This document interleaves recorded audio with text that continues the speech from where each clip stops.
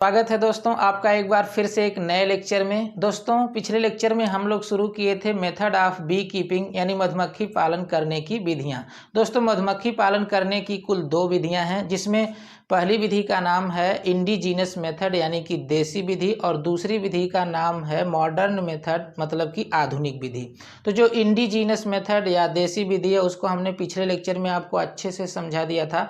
बाकी इस वीडियो में हम आपको बताएंगे मॉडर्न मेथड मतलब आधुनिक विधि क्या है। इसमें हम आपको डिटेल में बताएंगे मॉडर्न मेथड क्या है और इसमें कितने तरह के उपकरण का प्रयोग किया जाता है। बाकी जो है ये टिपिकल मूवेबल हाइव यानी इसमें बनाया जाने वाला छत्ता कैसा होता है और उसमें कितने पार्ट होते हैं छत्ते के अंदर, ये पूरा हम आपको डिटेल में समझा देंगे।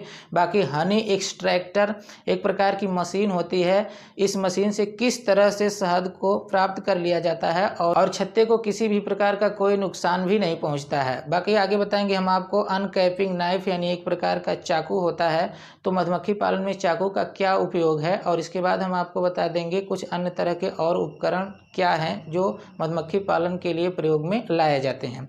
तो दोस्तों जब आप एग्जाम में इंडिजीनस मेथड दिखा लेंगे यानी कि सवाल में तो दोनों विधि पूछता है, या अगर एक पूछेगा तो आप एक ही दिखाइएगा, चाहे इंडिजीनस पूछेगा तो उसे दिखाइएगा या मॉडर्न मेथड पूछेगा तो इसे दिखाइएगा। इंडिजीनस मेथड हमने पिछले वीडियो में आपको समझा दिया है।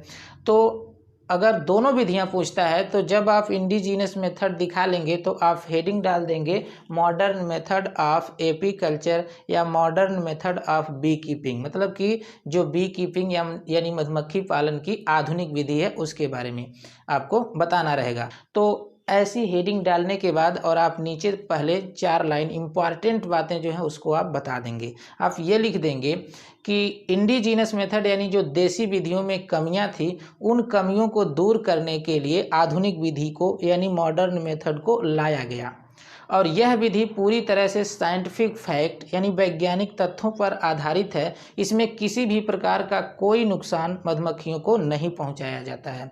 इसके बाद आप बता देंगे भारत के लिए यह एक कॉटेज इंडस्ट्री यानी कुटीर उद्योग की तरह से काम करता है। बहुत से अनएम्प्लॉयड पर्सन यानी जो बेरोजगार लोग हैं उनके लिए रोजगार भी प्रदान करता है। तो ये 4 लाइन आप इम्पॉर्टेंट है जो एग्जाम में सबसे पहले मॉडर्न मेथड के अंदर दिखा देंगे। आप इसे इंग्लिश भाषा में लिखेंगे कैसे, तो देखिए कैसे लिखेंगे। आप लिख देंगे, पहले तो आप हेडिंग डाल देंगे मॉडर्न मेथड ऑफ एपीकल्चर और इसमें लिखेंगे to overcome the drawback of indigenous method, यानी कि पुरानी विधि या इंडिजीनस मेथड या देसी विधि की कमियों को दूर करने के लिए an advance method has been develop, यानी एक एडवांस विधि का आधुनिक विधि का विकास किया गया यानी कि उसका डेवलप किया गया उसको। और फिर इसके बाद आप लिख देंगे this method is based on scientific fact, यह विधि पूरी तरह से वैज्ञानिक तथ्यों पर आधारित है। ये बात मैंने अभी भी आपको बताया है। और इसके बाद it is a cottage industry in India, यानी यह भारत के लिए एक कॉटेज इंडस्ट्री है यानी कि कुटीर उद्योग की तरह से काम करता है। और फिर लिख देंगे एंड गिवन एन अपॉर्चुनिटी, और यह एक प्रकार का अवसर प्रदान करता है टू अनएम्प्लॉयड पर्सन, यानी कि जो बेरोजगार लोग हैं उन्हें एक प्रकार से यह रोजगार प्रदान करता है। अब इसके बाद आप हेडिंग डाल देंगे अप्लायंसेस फॉर मॉडर्न मेथड, यानी कि मॉडर्न मेथड जो है उसमें प्रयोग में लाए जाने वाले कुछ अप्लायंसेस यानी उपकरण हैं, वो कौन कौन से उपकरण हैं उन्हें आप सबसे पहले पॉइंट वाइज दिखा देंगे। तो देखिए यहाँ पर मैंने 4 पॉइंट दिखाया हुआ है, आप बिल्कुल इसी तरह से हेडिंग एग्जाम में अरेंज कर दीजिएगा। तो पहला पॉइंट देखिए वो क्या है, typical movable hive. Typical movable hive का मतलब इस विधि में एक प्रारूपिक छत्ता कैसे बनाया जाता है, उसके कितने पार्ट होते हैं, ये चीज़ें दिखा देंगे। दूसरा हनी एक्सट्रैक्टर, यह एक प्रकार की मशीन है जिससे शहद निकाला जाता है, अभी हम इसे आपको डिटेल में समझाएंगे। और इसके बाद अनकैपिंग नाइफ, एक प्रकार का चाकू इसमें प्रयोग में लाया जाता है, उसे भी हम अभी बता देंगे। और अदर कुछ इक्विपमेंट है उसे भी आपको बताना होगा। तो इन चारों पॉइंट में पहला पॉइंट आप हेडिंग डाल देंगे ए टिपिकल टिपिकल मूवेबल हाइव, यानी कि इस विधि में प्रयोग में लाया जाने वाला एक प्रारूपिक छत्ता किस तरह का होता है। तो देखिए मैंने यहाँ पर इस विधि का जो प्रारूपिक छत्ता है यानी मूवेबल हाइव है उसको मैंने यहाँ पर फिगर के माध्यम से दिखाया हुआ है। आप इसी तरह का बिल्कुल फिगर एग्जाम में बनाइएगा। तो इसमें देखिए इस छत्ते के कितने भाग होते हैं इसे आप अच्छे से समझ लीजिए पहले, तभी आप एग्जाम में फिगर ड्रा कर पाएंगे। तो देखिए सबसे नीचे इसका जो देखिए पार्ट है वो है स्टैंड। इसको मैंने रेड कलर से बनाया हुआ है। इसका देखिए ये स्टैंड है।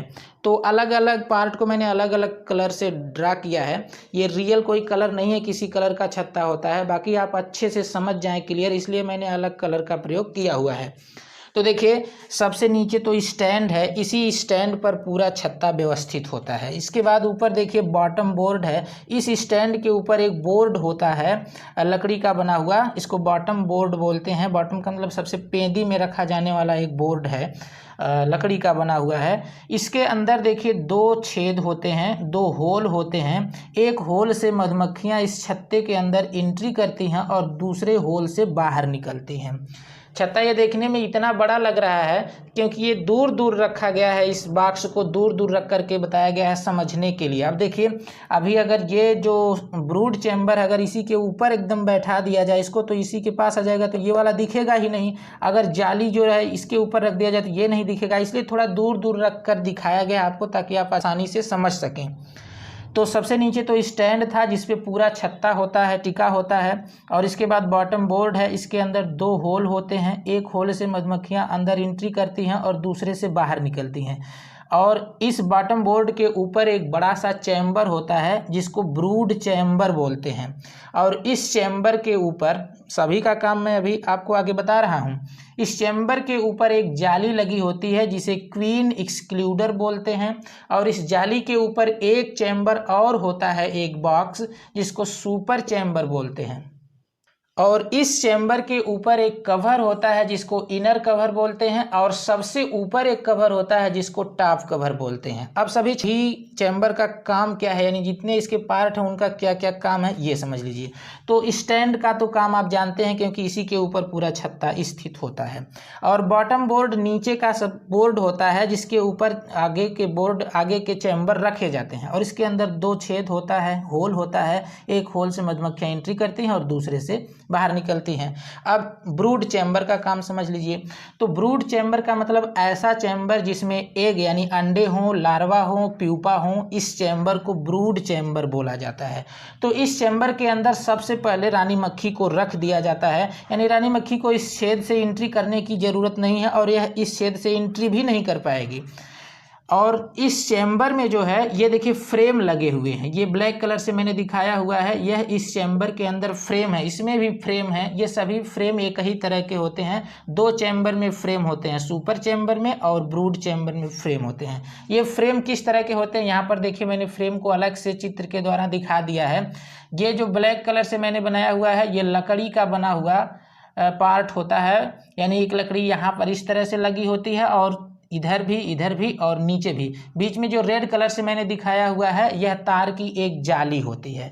तो कैसे बनाया जाता है, जैसे मान लीजिए एक ऊपर वाली ये लकड़ी हो गई, अब इसके बाद यहाँ से एक लकड़ी और यहाँ इस तरह से इसको एक चौकोर बना दिया जाएगा। ऊपर वाली जो लकड़ी रहेगी ना, ऊपर वाला जो फ्रेम रहेगा ये थोड़ा सा निकला रहेगा दोनों ओर, तभी इस तरह से इस पर टिक पाएगा। ये देखिए जो चैम्बर होता है ब्रूड चैम्बर या सुपर चैम्बर, इस तरह से इसकी दीवार होती है। अब इसी पे चैम्बर ये फ्रेम रुक जाएगा और नीचे जो जाली रहेगी वो लटकती रहेगी इसी के नीचे। अगर ये निकला नहीं होगा तो इसी के अंदर में घुस जाएगा, इसलिए निकला होता है ताकि इसके ऊपर टिक जाए और लटकता रहे। तो फ्रेम की व्यवस्था तो आप समझ गए। अब इसके अंदर रानी रहती है यानी कि क्वीन रहती है। अब क्वीन का काम है क्या, इस छत्ते के अंदर जो है एग लेइंग करना। क्वीन का काम ही होता है एग लेइंग करना। अब वर्कर का काम क्या होता है, तो सुनिए सभी लोग, देखिए वर्कर क्या होते हैं। वर्कर पहले तो इस छेद से, इस होल से एंट्री कर जाएंगे, इस होल से वर्कर एंट्री कर जाएंगे और एंट्री करने के बाद सबसे पहले ब्रूड चैम्बर में जाएंगे। अब वर्कर बाहर से जो है शहद लाते हैं। और इसके अंदर जा कर के कुछ वर्कर होते हैं जो छत्ते का निर्माण करते हैं। ऐसे जाली तो लगा दिया जाता है, ये छत्ता थोड़ी है, इसके ऊपर अभी मधुमक्खियाँ जो है वैक्स निकाल करके अपने वैक्स ग्लैंड से छत्ता बनाएंगी। तो यहाँ से वर्कर गए और इसके अंदर छत्ता बनाएंगे और इसके अंदर भी शहद लाएंगे, क्योंकि इसके अंदर कुछ लार्वा हैं, प्यूपा हैं। उन लार्वा प्यूपा को ये जो वर्कर मक्खियाँ हैं अंदर जो लार्वा प्यूपा हैं उनको शहद खिलाएंगी, और जो शहद खिलाने से बच जाएगा उस शहद को ले करके इस चैम्बर में चली जाएंगी रखने के लिए, क्योंकि इसमें भी फ्रेम लगा हुआ है, इसमें भी अपने वैक्स से जो है छत्ता बनाएंगी और बचा हुआ शहद मधुमक्खियाँ इसमें रखती हैं। ये बीच में जाली क्यों लगा दिया गया है? तो जाली इसलिए लगाया गया है, इसका नाम है क्वीन एक्सक्लूडर। जाली इसलिए लगाया गया है क्योंकि जो रानी मक्खी होती है वो इस चैम्बर में रखी गई थी, ब्रूड चैम्बर में। वो जाली इसलिए लगाई गई है क्योंकि रानी मक्खी निकल करके सुपर चैम्बर में न चली जाए, क्योंकि रानी मक्खी को सिर्फ ब्रूड चैम्बर में ही रह करके उसमें एग लेइंग करना है। अगर वह सुपर चैम्बर में चली जाएगी तो उसमें भी एग लेइंग कर देगी, जो अंडे शहद निकालते समय नष्ट हो जाएंगे। इसलिए रानी को सिर्फ ब्रूड चैम्बर में ही रहना होता है, और जाली भी लगा होता है, यानी क्वीन एक्सक्लूडर लगा होता है, जिससे रानी मक्खी निकल करके सुपर चैम्बर में नहीं जा पाएगी। बाकी जो वर्कर होंगे वो यहाँ से एंट्री किए और इस छत्ते का काम देखे, यानी इसमें शहद दिए, जो छोटे लार्वा प्यूपा हैं उनको खिलाए, और क्या नाम है छत्ते भी बनाए। इसके बाद जो शहद बच जाएगा, एक्स्ट्रा शहद होगा, उसे ले करके सुपर चैम्बर में चले जाएंगे। और इस जाली का काम तो आप समझ ही गए, क्योंकि जाली के छेद इतने छोटे छोटे होते हैं कि इससे वर्कर तो पास हो सकते हैं, लेकिन और जो रानी मक्खी होती है वो इसके अंदर नहीं जा सकती है, और ना ही जो रानी मक्खी बाहर निकल सकती है, क्योंकि ये भी छेद काफ़ी छोटे होते हैं जिससे वर्कर ही पास हो सकते हैं और बाहर निकल सकते हैं। रानी मक्खी को एक बार अगर छत्ते के अंदर रख दिया गया तो ज़िंदगी भर इसी छत्ते के अंदर ही उसको रहना है और एग लेइंग करना है। बाकी इसके बाद ऊपर देखिए जो इनर कवर है, यह एक लकड़ी का बना हुआ कवर होता है जिसके अंदर बहुत से छोटे छोटे छेद होते हैं। वो छेद इसलिए होते हैं ताकि इस पूरे छत्ते के अंदर वेंटिलेशन होता रहे, यानी अंदर की हवा बाहर और बाहर की हवा अंदर आती रहे, ताकि इसमें रहने वाली मक्खियों को घुटन न हो, आराम से वह सांस ले सकें। और सबसे ऊपर टॉप कवर होता है। टॉप कवर का काम यह है कि बारिश वगैरह से या धूप से इस पूरे छत्ते को बचाता है। तो पूरा आप समझ गए होंगे कि इस छत्ते की क्या व्यवस्था होती है। एक बार फिर से देख लीजिए, सबसे नीचे स्टैंड है, इसके ऊपर बॉटम बोर्ड है, एक प्रकार का लकड़ी का बना हुआ बोर्ड होता है, इसी के ऊपर पूरा छत्ता बनाया जाता है। बाकी उसके ऊपर ब्रूड चैम्बर है, ब्रूड चैम्बर के अंदर रानी मक्खी होती है, वर्कर भी होते हैं क्योंकि अन्य सारा काम वर्कर ही संचालित करते हैं। जैसे एग लेइंग कर दी रानी मक्खी तो फिर इसके बाद उन लार्वा, उस एग से जो लार्वा निकलेगा, प्यूपा बनेगा, उन सबको खिलाना पिलाना, अन्य काम संचालित करना वर्कर ही करते हैं। इसलिए वर्कर इसमें भी जाते हैं, और इस जाली से निकल करके वर्कर इसमें भी चले जाते हैं सुपर चैम्बर में, और सुपर चैम्बर में जा करके एक्स्ट्रा शहद को स्टोर कर देते हैं। इनर कवर जो होता है इसकी सुरक्षा एक प्रकार का कवर होता है जिसके अंदर काफ़ी छेद होते हैं, और ये छेद जो है वेंटिलेशन का काम करते हैं। ऊपर एक टॉप कवर होता है जो पूरी छत्ते की सुरक्षा करता है बारिश वगैरह से। तो पूरी व्यवस्था आप समझ गए। बाकी अभी अगर कुछ क्लियर नहीं हो पाया तो अभी क्लियर हो जाएगा, आप लास्ट तक बने रहिए। देखिए, अब जब टिपिकल मूवेबल, ये 4 पॉइंट लिखने के बाद टिपिकल मूवेबल हाइव आप हेडिंग डाल देंगे। इसके बाद फिर क्या लिखेंगे, it is constructed by wooden box. मैंने अभी बताया है कि ये पूरे लकड़ी का बना हुआ एक बॉक्स होता है। The size and number of frame variable from one hive to other hive. ऐसे अगर बहुत सारे छत्ते हैं तो जो फ्रेम है इसकी साइज और नंबर बदल सकते हैं छत्ते के अनुसार। मान लीजिए छोटा अगर ये बॉक्स बनाया गया है तो छोटे छोटे फ्रेम लगेंगे, और बड़ा बॉक्स बनाया गया है तो बड़े फ्रेम लगेंगे। जैसे अगर इतना बड़ा बॉक्स है और इतना छोटा फ्रेम है तो उसके अंदर लटक पाएगा, घुस जाएगा, उसी के अंदर पेंदी में चला जाएगा। और अगर इतना छोटा बॉक्स है और इतना बड़ा फ्रेम है तो भी अरेंज नहीं हो पाएगा। तो अलग अलग जिस तरह से बॉक्स होंगे उसी तरह से फ्रेम भी होंगे, और उनकी संख्या भी उसी प्रकार से रहती है। अगर छोटा बॉक्स है तो उसके अंदर 5 फ्रेम 6 फ्रेम रख दिए जाते हैं, बड़ा बॉक्स है तो 10 12 फ्रेम 15 फ्रेम रख दिए जा सकते हैं। तो इसी तो बॉक्स के अनुसार यानी छत्ते के अनुसार ये फ्रेम की संख्या और साइज घटती बढ़ती रहती है, कोई एकदम फिक्स नहीं होता है। तो आप समझ गए होंगे हाइव टू अदर हाइव। इसके बाद फिर लिख देंगे, a small space is enough to entrance and exit of worker and drones. यानी कि एक छोटा छोटी सी जगह ही काफ़ी होती है, ए स्मॉल स्पेस इज एनफ, यानी छोटी सी जगह ही काफ़ी होती है, टू इंट्रेंस मतलब एंट्री करने के लिए, एंड एग्जिट मतलब बाहर निकलने के लिए, ऑफ वर्कर एंड ड्रोन, यानी वर्कर और ड्रोन को, यानी वर्कर और ड्रोन को बाहर निकलने के लिए और अंदर जाने के लिए एक छोटी सी जगह ही काफ़ी होती है। But queen once placed in hive, लेकिन रानी को एक बार अगर प्लेस मतलब रख दिया गया इन हाइव मतलब छत्ते में, never come outside the hive, वो कभी छत्ते से बाहर नहीं जाती है। मैंने अभी आपको बताया कि ये भी जो होता है वो छोटा होता है, वो बाहर इस छेद से नहीं जा सकती है, चाहे इस छेद से किसी भी छेद से वो बाहर नहीं जा सकती है और इस चैम्बर में भी नहीं जा सकती है। कुल मिलाकर समझिए कि रानी मक्खी को सिर्फ ब्रूड चैम्बर के अंदर ही पूरे जीवन भर रहना होता है। बाकी पहली बार इसको इस छत्ते के अंदर कैसे रखते हैं वो हम अभी लास्ट में आपको बता देंगे। इसके बाद देखिए, this typical movable hive consist of 7 part, यानी कि जो ये टिपिकल मूवेबल हाइव होता है ये 7 भागों से मिल करके बना होता है, व्हिच आर गिवन बिलो, जो नीचे दिया जा रहा है। तो पहला देखिए इसका भाग क्या है, स्टैंड, मैंने अभी आपको इसे समझा दिया है, तो इसमें आप लिखेंगे कैसे, it is basal part of hive, यानी यह छत्ते का आधारीय भाग होता है, बेसल भाग होता है। Whole hive constructed on stand, यानी पूरा छत्ता कंस्ट्रक्टेड का मतलब बना होता है, ऑन स्टैंड का मतलब इसी स्टैंड पर बना होता है। इसके बाद अब 2-2 लाइन आपको दिखाना है, पूरा एकदम विस्तार नहीं लिखना है क्योंकि पूरा आपको अरेंज भी करना है पेज के हिसाब से। तो अगली हेडिंग आप डाल देंगे बॉटम बोर्ड, यानी इस बोर्ड की बात की जा रही है जिसे मैंने ब्लू कलर से बनाया हुआ है। अब देखिए नीचे आप लिख देंगे बॉटम बोर्ड और हेडिंग डाल देंगे, उसके नीचे लिखेंगे it situated above the stand, बहुत ही आसान है। इट का मतलब है सिचुएटेड मतलब स्थित होता है, एबव द स्टैंड मतलब स्टैंड के ऊपर, एंड बेस ऑफ हाइव, और यह छत्ते का आधार होता है।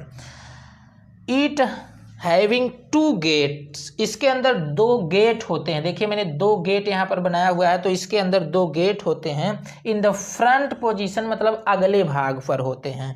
1 फॉर एंट्रेंस, एक गेट एंट्री करने के लिए होता है, एंड अदर फॉर एग्जिट, और दूसरा गेट निकलने के लिए होता है, बाहर निकलने के लिए होता है। इतना दिखाने के बाद आप तीसरी हेडिंग डाल देंगे, देखिए ए बी 2 हेडिंग हो गया, अब सी तीसरी हेडिंग, और यहाँ पर देख लीजिए स्टैंड ए और इसके बाद बॉटम बोर्ड 2, अब तीसरा क्या है, ब्रूड चैम्बर। तो फिगर के अनुसार मैंने एकदम क्लियर लिखा हुआ है, तो ब्रूड चैम्बर आप हेडिंग डाल देंगे और लिख देंगे just above the bottom board, यानी बॉटम बोर्ड के जस्ट ऊपर फाउंड ब्रूड चैम्बर, यानी ब्रूड चैम्बर पाया जाता है।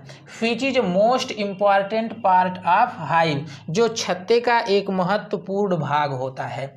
It is large in size, यह साइज में बड़ा होता है। अभी आपने देखा कि ये पार्ट तो छोटे होते हैं लेकिन ये ब्रूड चैम्बर इसकी अपेक्षा साइज में काफ़ी बड़ा है।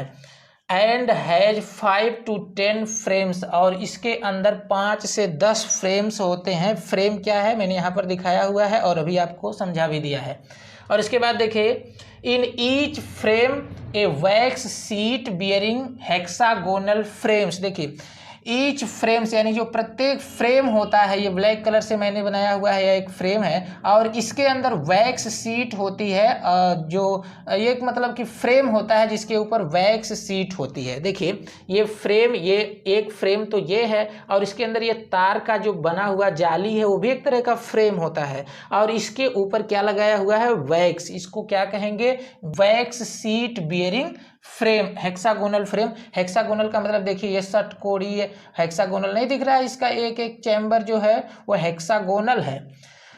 अब इसके बाद here every sheet of wax, यहाँ पर जो प्रत्येक सीट होती है वैक्स की, is known as comb foundation, इसे कॉम्ब फाउंडेशन कहते हैं। फाउंडेशन का मतलब इसकी जो नींव होती है, क्योंकि नींव क्यों कहा जा रहा है, क्योंकि इसी फाउंडेशन, इसी नींव के ऊपर छत्ते बनाएंगी। देखिए देखने पर ही कुछ छत्ते जैसा लग रहा है और मधुमक्खियाँ देख करके अट्रैक्ट होती हैं इसकी तरफ कि छत्ते जैसा तो लग ही रहा है, और अब हम यहीं से आगे का छत्ता बनाना शुरू कर दें।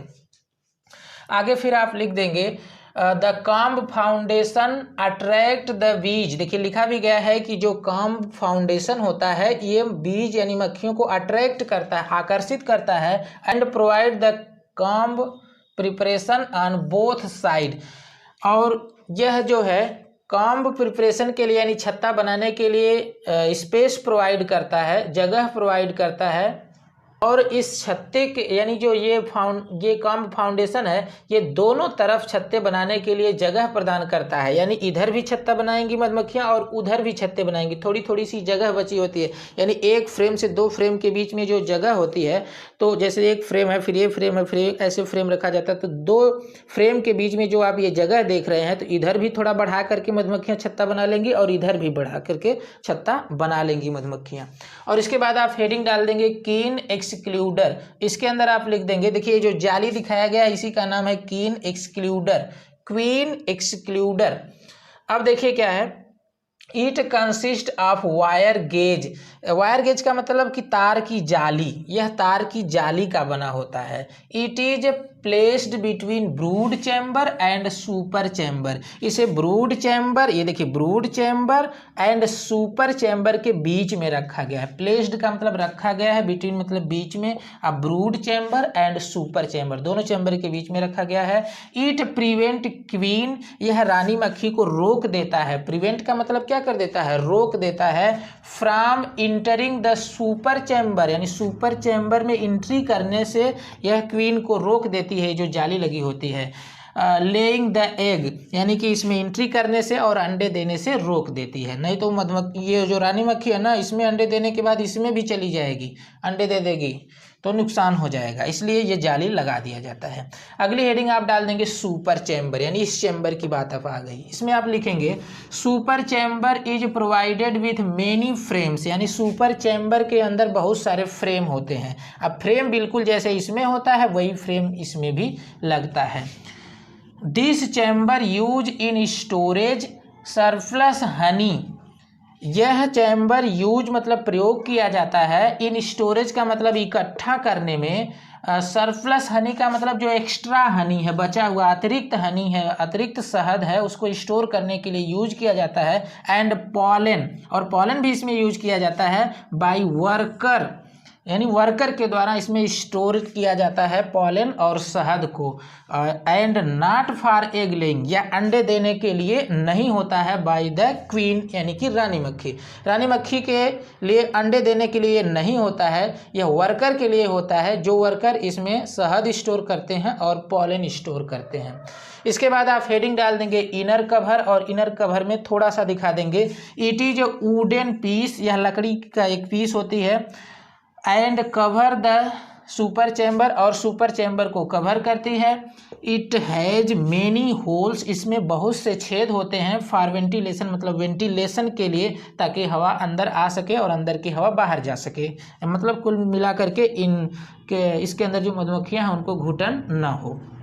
इसके बाद आप हेडिंग डाल देंगे टॉप कवर, इसमें लिख देंगे it protect the colony from rain, यानी जो ये टॉप कवर है इसकी बात की जा रही है, ये पूरी कॉलोनी को बारिश से प्रोटेक्ट यानी सुरक्षा करता है। इट इज जिंक सीट, यह जिंक की बनी हुई एक सीट होती है। फिच इज प्लेन, यानी कि यह पूरी तरह से प्लेन होती है, स्मूथ होती है। एंड स्लॉपिंग, और एक तरफ ढालू होती है, ढलान होती है, जैसे छप्पर वगैरह बनाए जाते हैं तो नहीं दोनों तरफ ढालू रहता है, या करकट वगैरह रखा हुआ देखे होंगे आप, एक तरफ ढालू होता है ताकि एक तरफ से पानी एक तरफ गिर जाए, उधर से सारे पानी आकर के दूसरी तरफ गिर जाए, इसलिए इसको थोड़ा स्लॉपिंग यानी ढालू बनाया जाता है। अगर एकदम सीधा रहेगा तो थोड़ा थोड़ा पानी रुकता रहेगा और ये जिंक सीट धीरे धीरे खराब हो जाएगी अगर पानी रुकेगा तो, और पानी तुरंत बह जाएगा तो बहुत दिनों तक ये सीट चलेगी, खराब नहीं होगी। अब देखिए ये तो अभी जो है ये पहली हेडिंग समाप्त हुई, यानी टिपिकल मूवेबल हाइव, यानी छत्ते की पूरी बात आपने बता दिया कि कैसे कैसे व्यवस्थित होता है और कैसे कैसे इसके चैम्बर होते हैं। अब आप हेडिंग डाल देंगे हनी एक्सट्रैक्टर। जब पूरा छत्ता तैयार हो गया तो इसके बाद अब हेडिंग आ गई हनी एक्सट्रैक्टर। हनी एक्सट्रैक्टर मैंने अभी बताया है आपको कि एक मशीन होती है और यह सेंट्रीफ्यूगल फोर्स पर काम करती है, जिससे जो है शहद निकाला जाता है। तो ध्यान से समझिए सभी लोग, इसको क्या लिखेंगे देखिए, it is used for extraction of honey. यह जो है यूज मतलब प्रयोग की जाती है, एक्सट्रैक्शन का मतलब निकालने के लिए, ऑफ हनी का मतलब शहद, फ्रॉम कॉम का मतलब छत्ते से, and function on the principle of, और काम करती है, फंक्शन का मतलब काम करती है, ऑन द प्रिंसिपल मतलब नियम पर, ऑफ सेंट्रीफ्यूगल फोर्स, यानी सेंट्रीफ्यूगल फोर्स के नियम पर काम करती है। ये शब्द जो है शायद आप कंफ्यूज हों तो आप समझ लीजिए, सेंट्रीफ्यूगल फोर्स का मतलब अपकेंद्रीय बल होता है। वह बल जिसके द्वारा किसी गतिशील वस्तु को केंद्र से दूर जाने की क्षमता होती है, यानी कि ऐसा फोर्स, ऐसा बल जिस बल की वजह से किसी गतिशील वस्तु को केंद्र से दूर जाने की प्रवृत्ति हो, यानी कि क्षमता हो। अब देखिए क्या होता है, जैसे मान लीजिए अगर ये मार्कर है और ये इसका ढक्कन है, अभी हम ऐसे अगर किए हैं तो ये ढक्कन नहीं गिर रहा है, लेकिन अगर इसको ऐसे घुमाएं यानी गतिशील करें तो इसके ऊपर एक फोर्स लग रहा है। अभी हम धीरे धीरे घुमा रहे हैं तो फोर्स नहीं लग रहा है। अभी देखिए ऐसे तेज़ी से घुमाए, ऐसे देखिए ऐसे तेज़ी से घुमाए तो इसका ढक्कन फेंका गया, इसका कैप फेंका गया। क्यों फेंका गया? क्योंकि इसमें एक फोर्स लगने लगा और केंद्र से दूर की तरफ फोर्स लगा। वो कौन सा फोर्स है? अपकेंद्रीय बल। अपकेंद्रीय बल यानी कि सेंट्रीफ्यूगल फोर्स है। अभी हम और तेज़ी से इसको ऐसे ऐसे तेज़ी से ऐसे घुमाएं तो इसके अंदर से स्याही भी छिड़का जाएगी, फेंका जाएगी। तो किस बल से ये स्याही फेंका जा रही है? अपकेंद्रीय बल की वजह से स्याही जो है बाहर की तरफ फेंकाएगी। और आपने देखा कि ढक्कन भी फेंका गया। ढक्कन कहाँ गया?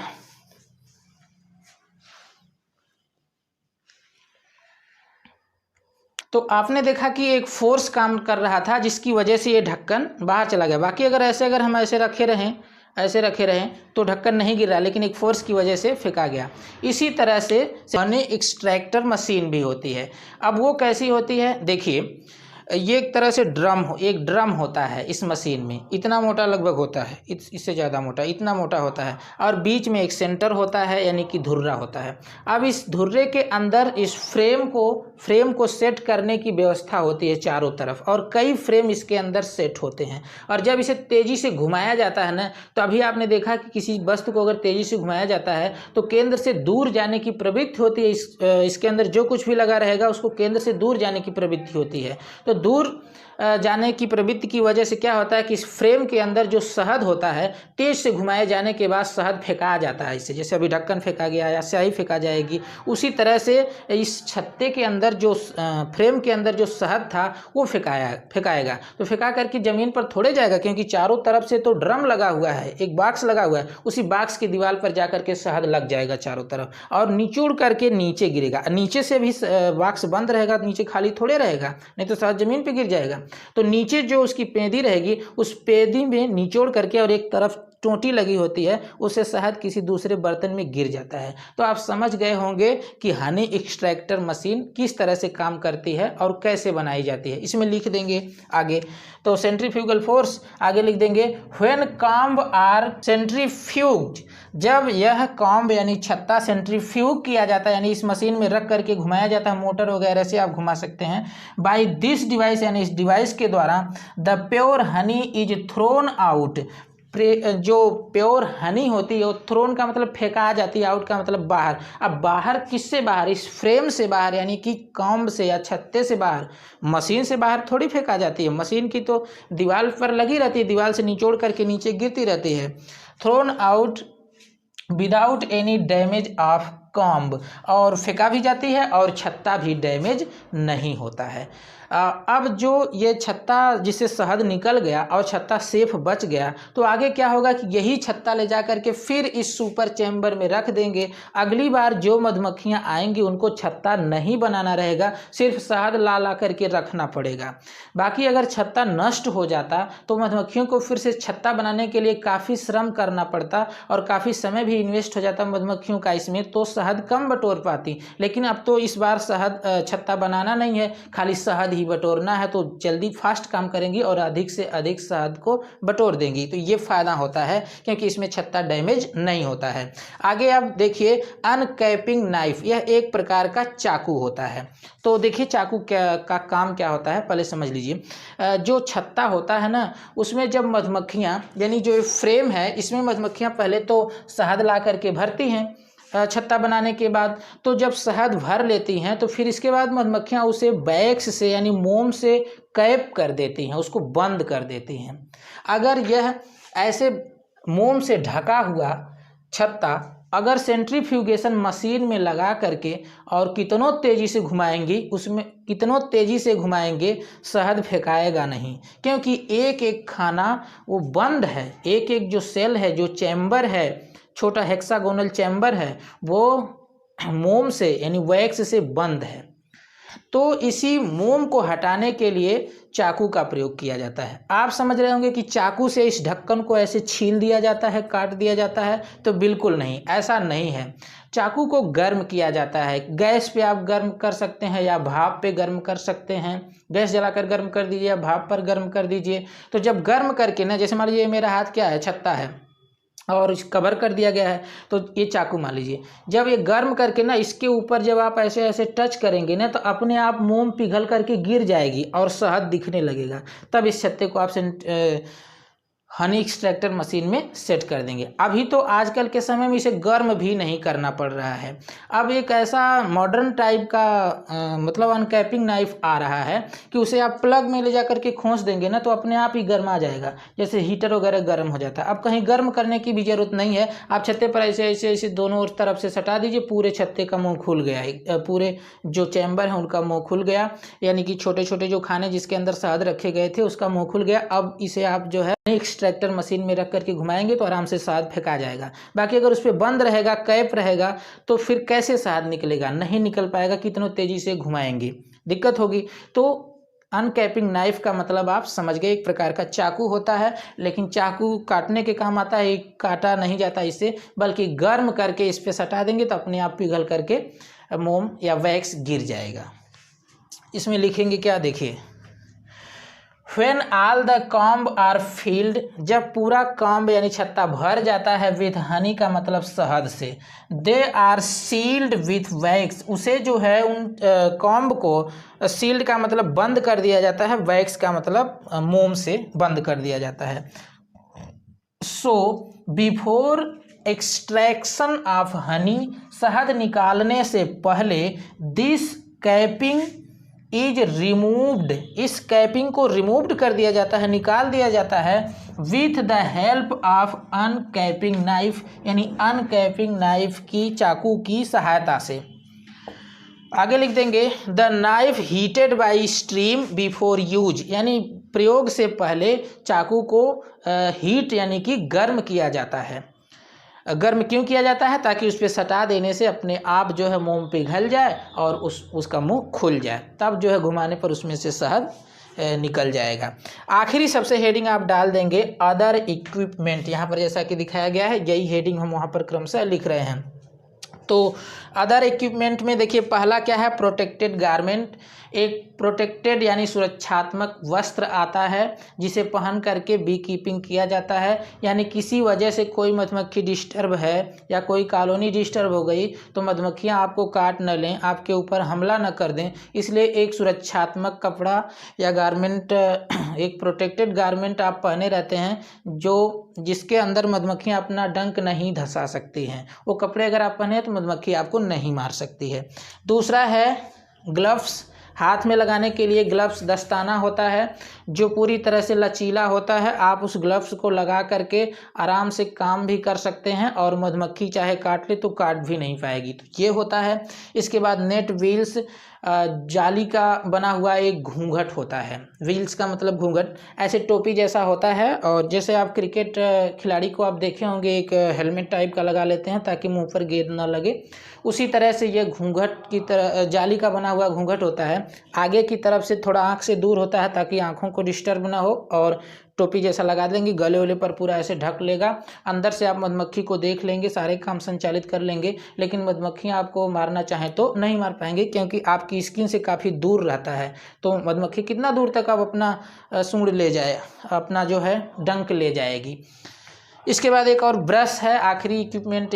इसके बाद देखिए ब्रश होता है, और ब्रश का काम होता है जैसे मधुमक्खियाँ इस बोर्ड पे जहाँ से आती जाती हैं, कभी कभी वहाँ पर कुछ जैसे पानी में से निकल के आ रही हैं या किसी अन्य जगह से निकल के आ रही हैं, तो धीरे धीरे यहाँ पर कुछ कीचड़ जमा हो जाते हैं, तो इसको ब्रश से साफ कर दिया जाता है।